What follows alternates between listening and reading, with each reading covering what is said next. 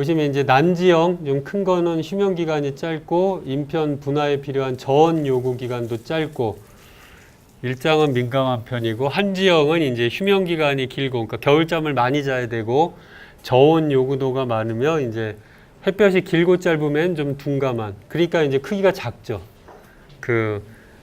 저기 한지형은 아무리 크기를 키워도 그냥 요만하니 작고 예, 보관은 잘 되고 저는 개인적으로는 한지형이 맛있어서요. 매년 서산 마늘만 심어요. 다른 거 안 구하고. 예, 그리고 잘 까지고. 예, 난지형은 좀 크기가 크고 좀 이렇게 재배하는 기쁨은 좋은데 저장이 오래 안 되고 맛도 좀 매운맛도 좀 덜한 것 같고 예, 그런 것 같습니다.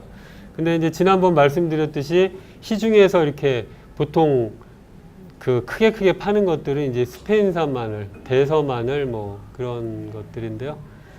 예, 주로 이제 마늘도 남부지방에서 많이 몰고요. 그 다음에 이제 중부지방은 그나마 이제 태안 정도가 태안하고 이제 서산 예, 정도가 이제 그런데 근데 이제 잘은 모르겠는데 연천 마늘도 근데 크기가 크더라고요. 그 연천도 한지형일 텐데 그건 제가 못 여쭤봤는데 왜 그런지 크더라고요. 그리고 비싸요. 그래서 마늘의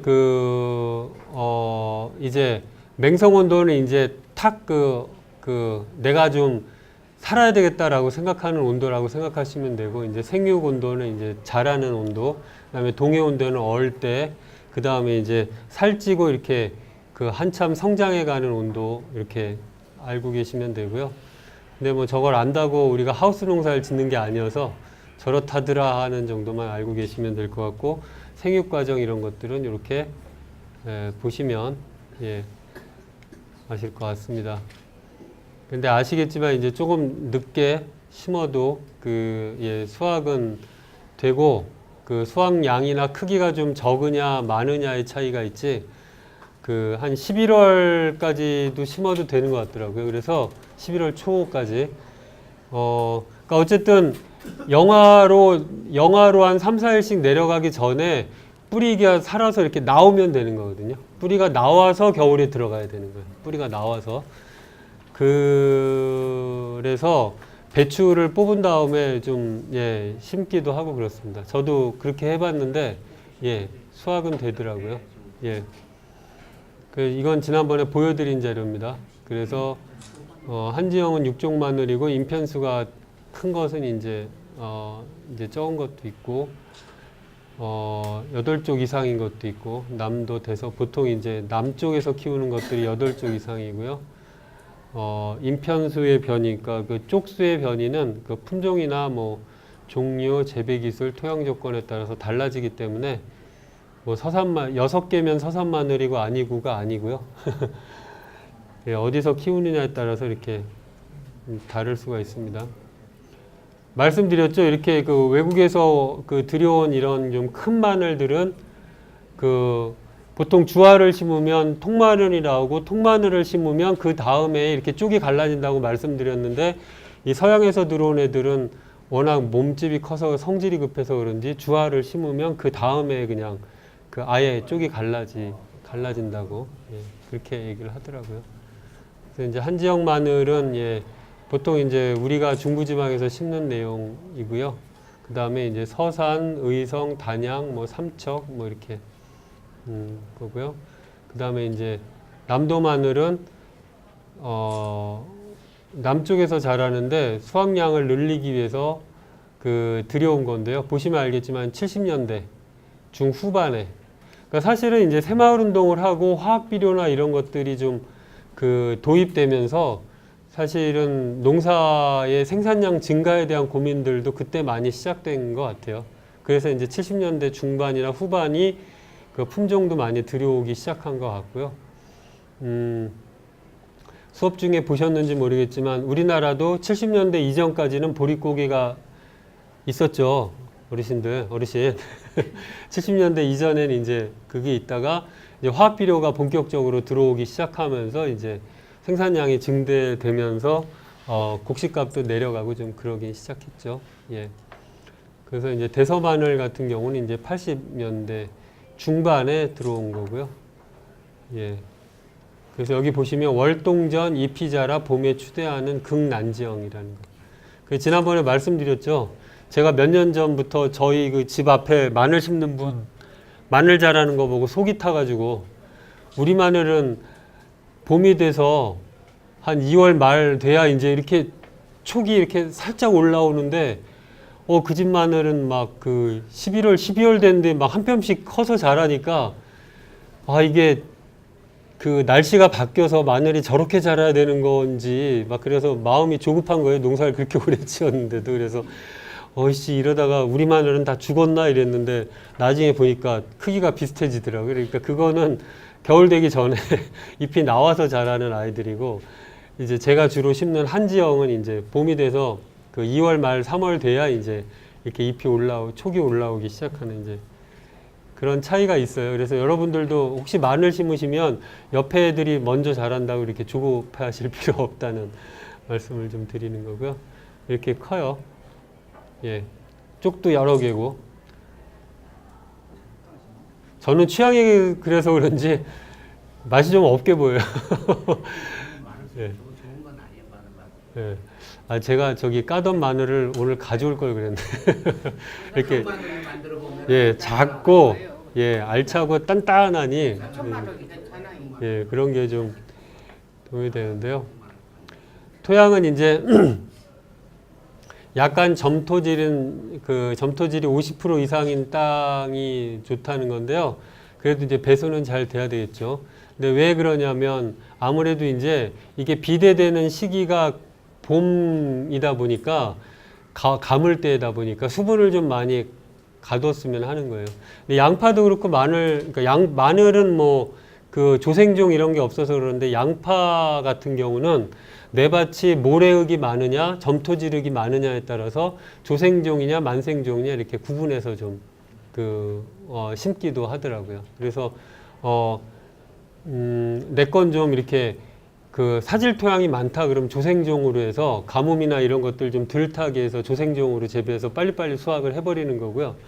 그 다음에 땅에 이제 수분이 좀 충분하다 싶으면 그냥 만생종으로 놓고. 근데 아시겠지만 모든 작물들이 대체로 조생종이 맛이 좀 떨어져요. 그 콩도 그렇고 올콩 뭐 이렇게 올자 붙어 있는 게 좀 일찍 수확하는 거예요. 그쵸? 올자 붙어 있는 게 올서리태 뭐 이런 것들이. 벼도 그렇고요. 벼도 조생종이 좀 맛이 좀 떨어지는 것 같고요.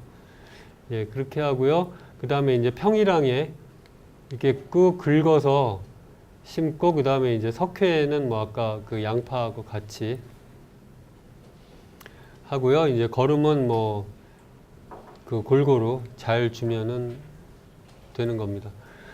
이것도 지난번에 보여드린 자료입니다. 질소는 뭐 얼마나, 인산은 뭐 많았을 때 그 부패할 수 있고, 그 다음에 이제 칼슘이 많을 때는 뭐 마그네슘이나 이 미량 요소, 미네랄 흡수를 막고 그런다는 거죠.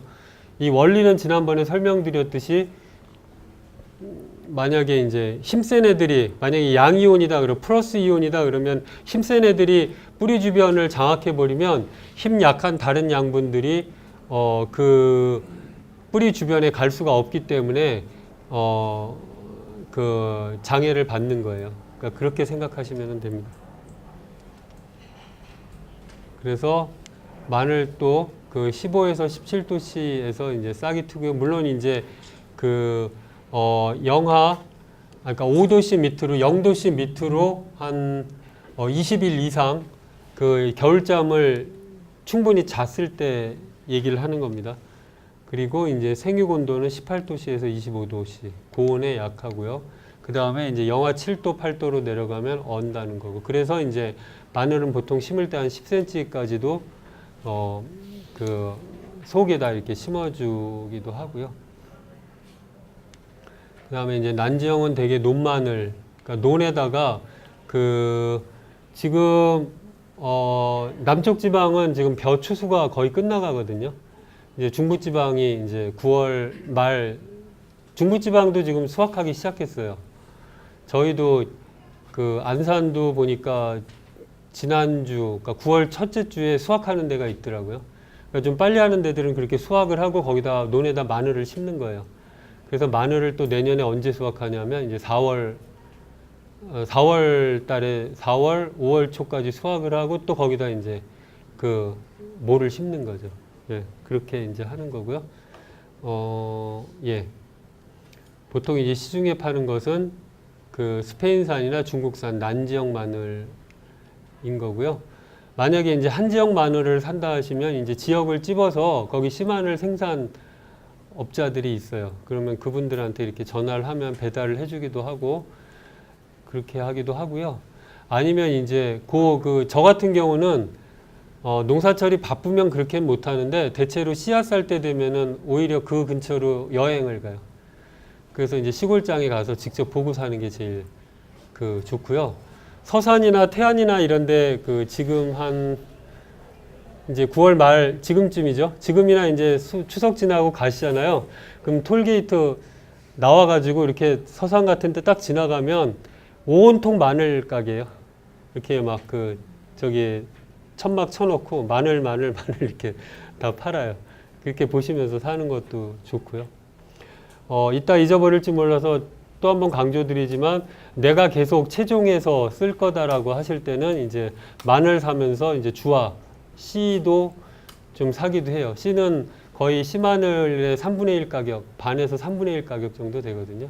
그래서 주화를 같이 사서 이제 주화하고 씨마늘 농사하고 같이 시작하는 거죠. 그래서 주화를 심고 씨마늘을 심으면 다음 해에 이제 통마늘하고 이제 마늘이 수확이 되잖아요. 그러면 이제 그 마늘을 수확하면서 마늘 중에 한 5분의 1 정도, 5분의 1 정도는 마늘종을 뽑지 말고 주화를 남겨놓고 그러면 이제 그 해에 또 주화도 3분의 1 심고 씨마늘도 3분의 1 심고 통마늘도 심고 그러면 이제 그 다음에는 이제 이 통마늘에서 나온 마늘로 씨를 하고 그 다음에 이제 주화가 또 통마늘이 나오면 또 주화 심고 통마늘 심고 이렇게 해서 그러면 이제 씨앗을 우량종으로 할 수 있고요. 그렇게까지 매년 순환은 안 하더라도 어쨌든 한 2년에 한 번씩, 3년에 한 번씩은 주화를 꼭 채종을 하셔가지고 계속 보관을 하셔야 계속 씨마늘을 자급할 수 있다는 거. 지난번에 말씀드린 대로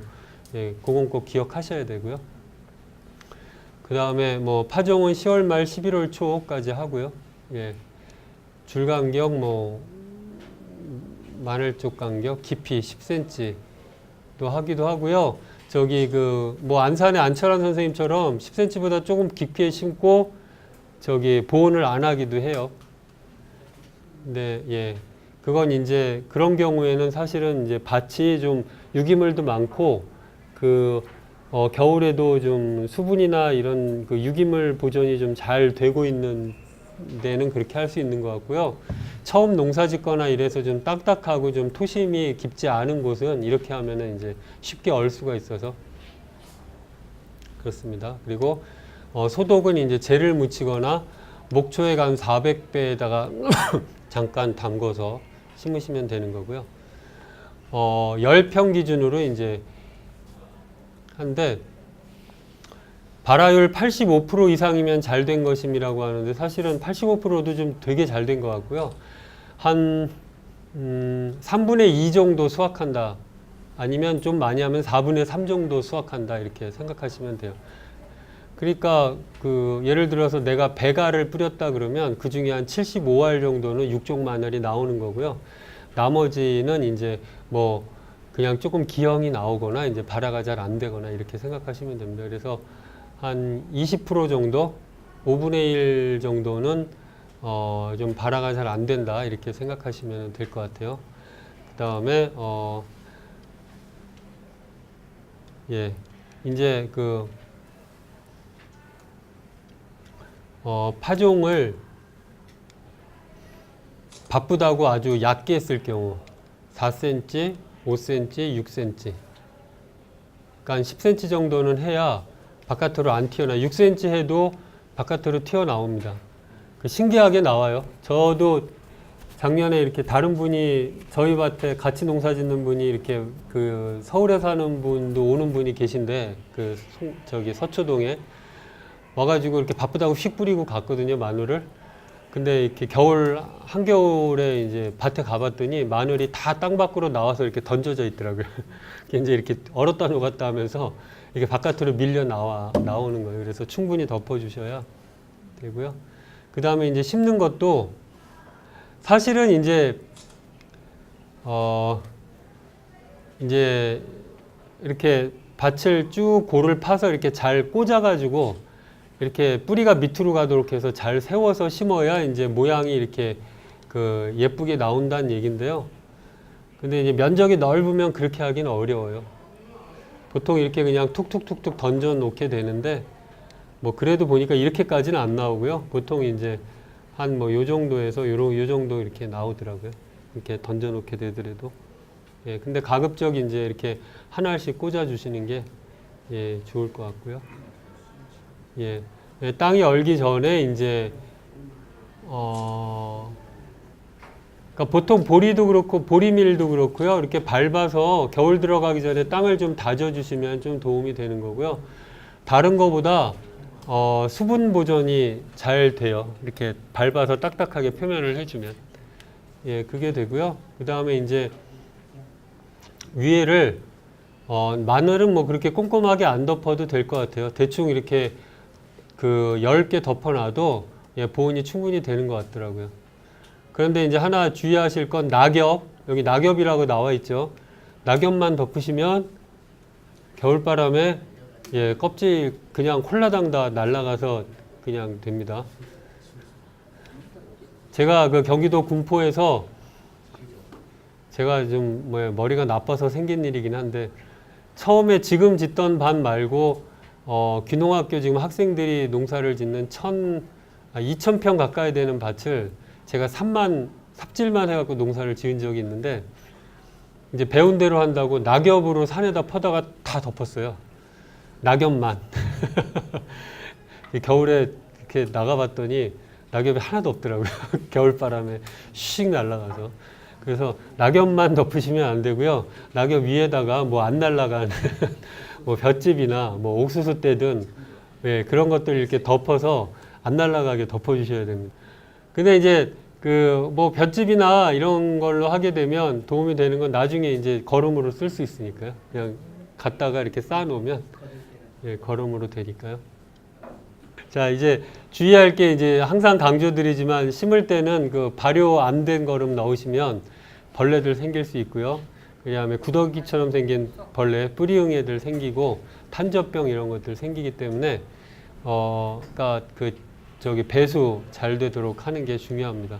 그리고 이제 그 미숙퇴비, 발효 안 된 것들을 뿌려놓고 급하다고 이제 심어 놓게 되면은 이제 벌레들이 많이 끼게 되고요.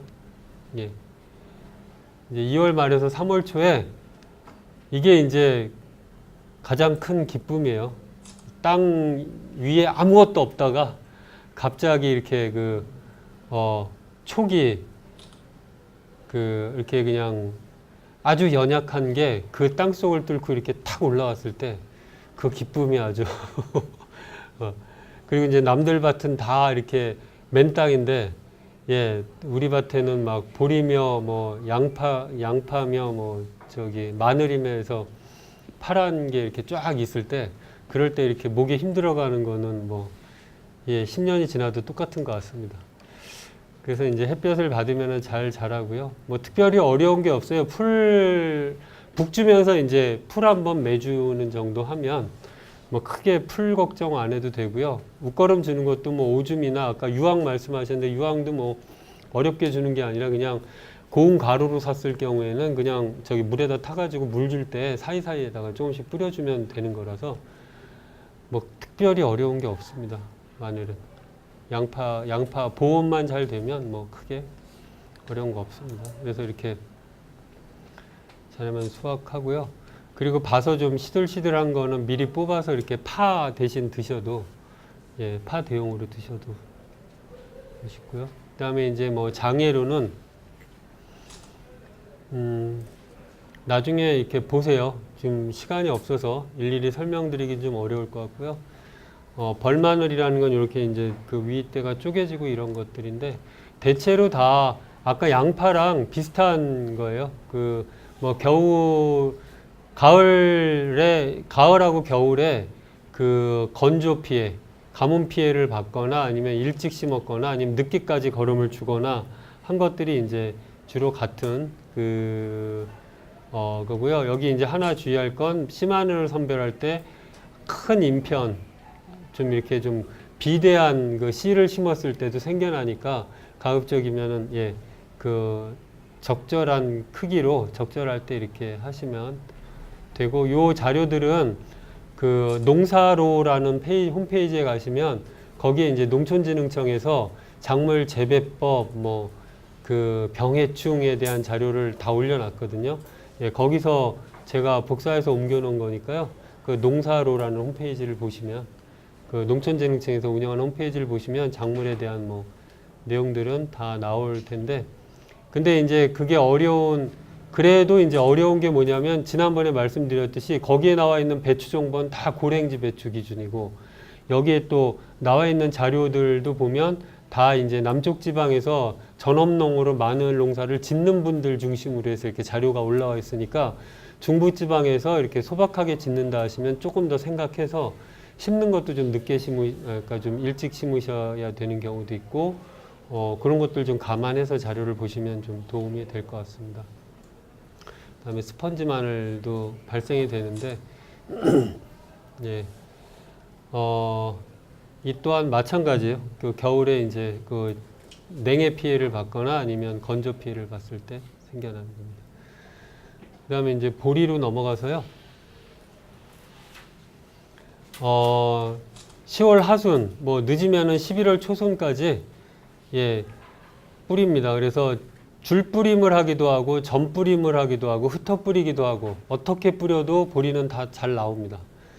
잘 나오는데 이제 용도가 어떤 거냐, 잘 수확해서 뭐 판매를 하거나 이렇게 상품성 있게 할 거냐, 아니면은 그 소나 돼지 그 먹이로 줄 거냐, 아니면은 요즘은 인테리어 하는데 이렇게 그 집안 꾸미는데 소품으로도 쓰니까 소품으로 쓸 거냐, 왜 저기 그 드라마에 왜 그 도깨비의 그 저기 주인공이 졸업할 때 왜 목화 그 꽃다발 선물 받아가지고 막 저기 꽃가게 목화가 동해 한번 그래서 목화 농사가 아주 훌륭한 막 그런 적이 있는데, 의외로 이제 보리나 밀 중에 이제 뭐 보라보리나 다홍밀 아니면 이제 그냥 밀 자체로도 수수나 조나, 조는 뭐 나달갱이가 막 후수수 떨어지니까 수수나 이런 걸로 이렇게 인테리어 하는데 쓰기도 하는데요. 그런데 쓸 건지 아니면 뭐에 따라서 뿌리는 방법은 여러 가지가 있는 것 같고요. 어제 저기 시골에서 농사 짓는 부모님 둔 친구 얘기 들어보니까 거기는 이제 부모님이 이렇게 뒤꿈치로 저기 보리하고 밀은 뒤꿈치로 심는다고, 이게 뒤꿈치로 이렇게 파서 한 10알 20알 툭 던지고 발로 이렇게 쓱쓱 닫아가지고 이렇게 밟고 지나가신다 그러는데, 그렇게 심어도 그만큼 이제 그렇게 어렵지 않다는 말씀이고요. 이렇게 심다가 이렇게 흘려도 다음에 잘 나옵니다. 그리고 이제 그래서 뿌리는데, 이제 저희 같은 경우는 전 뿌림을 해요. 그냥 그 한 구역당 한 10알에서 20알씩 이렇게 뿌려서 이렇게 해서 저희는 밀도 그렇고 보리도 그렇고 이렇게 수확해서 뭐 판매하는 건 아니지만 어쨌든 사람들하고 나눔을 하니까 좀 하기도 하고, 그 다음에 이제 아이들하고 체험을 하려 하다 보니까 이렇게 다발이 좀 고르게 이렇게 수확이 되는 게 좋아서, 어쨌든 전뿌림을 하면은 뿌릴 때 좀 시간이 오래 걸려서 그렇지 나중에 수확할 때는 훨씬 용이하고요. 흩어 뿌리거나 줄 뿌림 같은 건 이제 그 뿌릴 때는 좀 쉬울지 모르는데 나중에 수확할 때 이제 손이 좀 많이 가고 그런 장단점이 있는 것 같습니다. 그리고 이제 보리는 뭐 아시는 분 계시겠지만 겉보리하고 쌀보리가 있어요. 봄에 심는 종자도 있고, 그 다음에 늦으면 아예 그 마늘, 양파도 그렇고 보리, 밀도 그렇고 휴면 기간이 필요한데 겨울에 그 영하 뭐 0도씨, 5도씨, 3도씨 밑으로 5도씨, 3도씨 밑으로는 내려가는 날이 겨울잠을 3개월씩 자야 되는 건 아니에요. 한 달 정도 아니면 뭐 짧으면 한 20일 정도 이렇게 자면은 얘가 휴면 타파가 되면서 나오거든요. 그래서 이제 보리나 밀을 아까 선생님께서 배추 뽑고 나서 뭘 해야 되지 이러셨는데 그냥 겨울 지난 다음에요. 보리나 밀을 입춘 때 심기도 해요. 그냥 아예. 그러면 이제 입춘 때부터 그 봄 따뜻해지기 전까지 추운 날씨가 어쨌든 일정 정도 되잖아요. 그러면 거기서 휴면 타파가 돼서 이렇게 싹이 나옵니다. 그래서 봄에 뿌리기도 그 대신 이제 수확량은 좀 줄어들고요. 예. 근데 이제 겉보리하고 쌀보리가 있어요. 겉보리는 껍질이 잘 안 벗겨져요.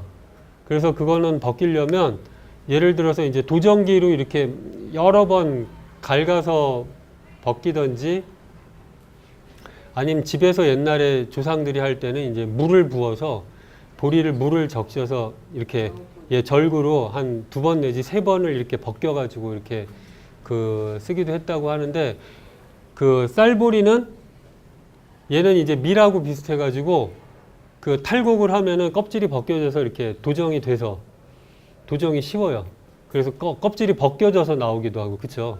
그래가지고 얘는 이제 밥에 넣어 먹거나 이렇게 음식에 바로바로 먹는 용도로 쓰고 겉보리는 이제 저번에 말씀드렸듯이 보리차를 해 먹거나 아니면 엿기름이나 이제 엿기름을 만들어서 이제 조청을 해 먹거나 이렇게. 근데 하나 그 알고 가셔야 될 건 보리 뭐 아시겠지만 쌀은 이렇게 막 도전기에서 바람 불고 하더라도 꺼풀이 날려도 까실까실한 게 좀 덜해서 그냥 먼지 정도 날리는데 보리하고 밀은 이제 뭐 할 일이 없죠. 왜냐하면 밀은 탈곡하면 그냥 껍질이 벗겨져 버리니까. 보리 같은 경우는 그 까실까실한 게 막 날리거든요. 그 영유방앗간 가면요. 보리방아는 기계 만지는 법 가르쳐주고 직접 하라 그래요. 그래서 그 방아를 찍고 나면 이렇게 알레르기 있는 사람들은 온몸이 빨개져가지고 그래서 여기 수건까지 다 이렇게 막고요. 이렇게 하고 가서 해야 됩니다. 예, 그래서 겉보리는 그리고 아까 말씀드렸듯이 그냥 많지 않더라도 지난번에 말씀드렸죠. 결명자 한 5포기 하고 겉보리 한 5다발, 10다발 정도 이렇게 한 평, 2평에다가 심어 놓으면 그 1년 내내 보리하고 저기 결명자하고 볶아서 그냥 1년 내내 그거 볶아서 끓여서 드시면 저희 집은 그렇게 먹거든요. 그래서 저희 집에 가면은 저기 집에서 그 키운 보리 병 하나하고 결명자 병 하나하고 딱 2개 있어요. 그래서 그걸로 이렇게 끓여서 드셔도 되고요. 아시는 분들 계시겠지만 엿기름 만드는 것도 어렵지 않아서 한 3일 정도면 되니까요. 예, 엿기름으로. 참고로 쌀보리로는 엿기름이 안 됩니다. 예, 겉보리로 껍질이 있는 겉보리로 하셔야 엿기름이 되는 거. 예. 그리고 뭐 특별히 보리나 밀이나 어려울 건 없어요. 그냥 이렇게 입동 전에 이제 보리가 그 뿌리가 나와서 살 수 있도록 추워지기 전에 그렇게 좀 잘 심어주면 되는 거고요. 근데 작년에 저희가 좀 보리를 늦게 심었어요. 한 11월 중순 그 바쁘다는 핑계로 넘어서 심었더니 싹이 안 나오더라고요. 그래서 아예 봄에 만약에 늦었다 싶으시면 아예 그냥 입춘 때 심으시던지 아니면 이제 그 겨울에 좀 늦게는 심지 않으시는 게 좋을 것 같아요. 그리고 이제 봄에 웃거름을 한 2차례 정도, 한 차례나 2차례 정도 오주맥비 정도로 주시면 특별히 거름도 필요 없고요. 그 다음에 이제 그 풀이 나긴 나는데 그래도 그렇게 많이 나는 편은 아니고요. 먼저 자라니까 예. 우리가 먼저 자라기 때문에 못 자라요. 예, 말씀하신 대로 이제 그 무성해져 있어서 다른 풀하고도 경쟁해서 이기기도 하고요. 그 다음에 말씀드린 대로 밀하고 보리는 뿌리에서 타감 물질이 나와서 다른 씨앗의 발화를 방해하기 때문에 이게 풀이 많지 않습니다. 그 다음에 이제 밀 같은 경우도 뭐 보리랑 비슷합니다. 근데 이제 우리나라는 보통 이게 겨울밀, 가을밀이고요. 이제 그 유럽이나 미국에서는 이제 봄밀. 근데 이제 봄에 키우다 보니까 이제 제초대를 많이 뿌린다고 나와 있는 거고요. 그 다음에 이제 지난번에도 말씀드렸듯이 우리나라 밀은 이제 이제 좀 그 끈적끈적한 성격은 좀 적지만 그래도 이제 고소해서 더 좀 식감이나 이런 것들은 예? 우리나라 미는 맛있죠? 예. 고소하고. 예, 구수하고 맛이 있는 거고요. 여기 나와 있듯이 싹이 나서 5cm 정도, 5cm에서 10cm 정도 자란 상태에서 겨울을 나야 얼어 죽지 않는다는 거. 근데 또 너무 많이 20cm 이렇게 좀 이상 기후나 아니면 너무 일찍 심어서 컸을 때는 아예 그 잎을 좀 잘라줘서 그 잎이 얼지 않도록 이렇게 좀 하기도 하고요. 예. 그래서 이렇게 요건 이제 전뿌림을 한 거고요. 이렇게 뿌린다는 거예요. 이렇게 요 상태로 겨울을 나는 겁니다. 이쁘죠? 예. 그래서 예, 이렇게 자라서 이제 노래지면 수확을 하기도 하고요. 노린재들이 좀 달라붙는 것 말고는 크게 피해가 없어서 봄에 그냥 뭐 벌레를 죽이는 약까지는 아니고 그냥 이렇게 냄새 정도 좀 풍겨주면 예, 벌레 피해도 좀 적고요. 뭐 아시겠지만 워낙 수염이 까실까실해가지고 벌레들이 달려들어서 먹기도 그렇게 쉽지가 않습니다. 예, 사람한테도 좀 그렇고요.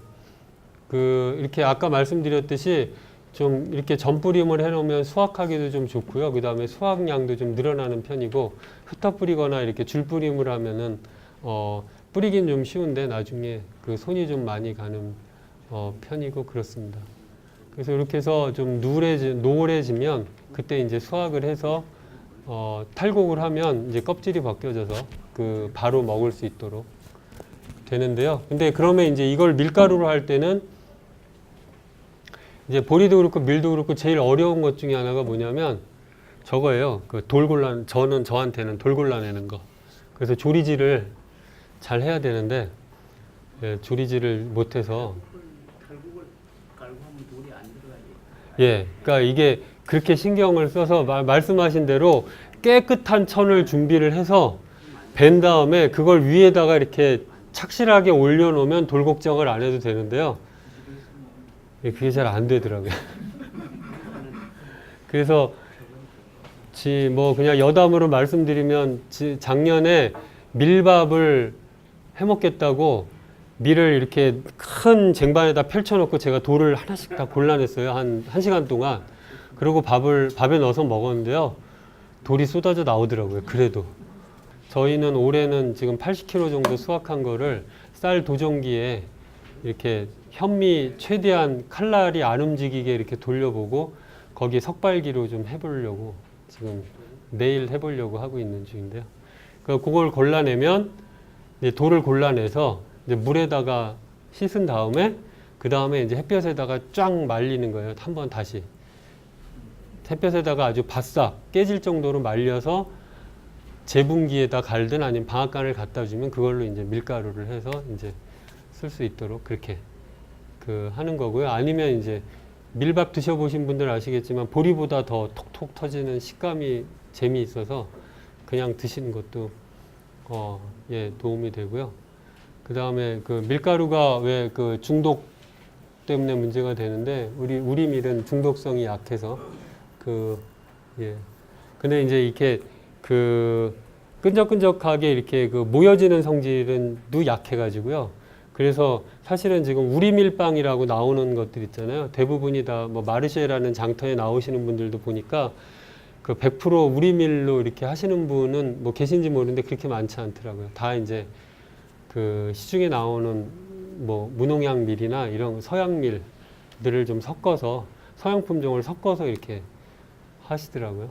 예, 그런 것들 참고로 알고 계시면 예, 좀 활용하는 데 도움이 되실 것 같아요.